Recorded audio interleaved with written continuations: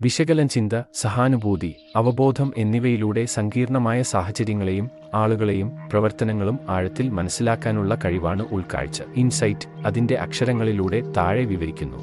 I4 intuition, അന്തർജ്ഞാനം, ഒരാളുടെ ജന്മവാസനാ ബോധത്തിലും ആന്തരിക ജ്ഞാനത്തിലും വിശ്വസിക്കൽ.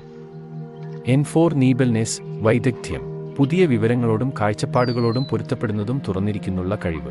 S4 sensitivity, സംവേദനക്ഷമത, തന്നോടും മറ്റുള്ളവരോടും സഹാനുഭൂതിയും അനുകമ്പയും പരിശീലിക്കുക. I4 എൻക്വയറി, അന്വേഷണം, തുടർച്ചയായ പഠനം. സ്വയം പ്രതിഫലനം, വിമർശനാത്മക ചിന്ത എന്നിവയിൽ ഏർപ്പെടുന്നു.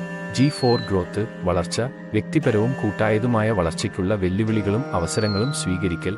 H4 ഹോളിസം, സിസ്റ്റങ്ങൾ, ആളുകൾ, പരിസ്ഥിതി എന്നിവയുടെ പരസ്പരബന്ധം കണക്കിലെടുക്കുന്നു.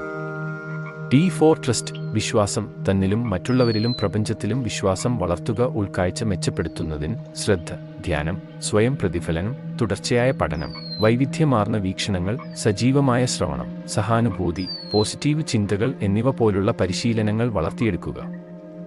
ഉൾക്കാഴ്ച വികസിപ്പിക്കുന്നതിലൂടെ നമുക്ക് ഉറച്ച തീരുമാനങ്ങൾ എടുക്കാനും സങ്കീർണമായ വെല്ലുവിളികളെ തിരിച്ചറിയാനും കൂടുതൽ യോജിപ്പുള്ളതും അനുകമ്പയുള്ളതുമായ ഒരു സമൂഹത്തിന് സംഭാവന നൽകാനും കഴിയും. നന്ദി.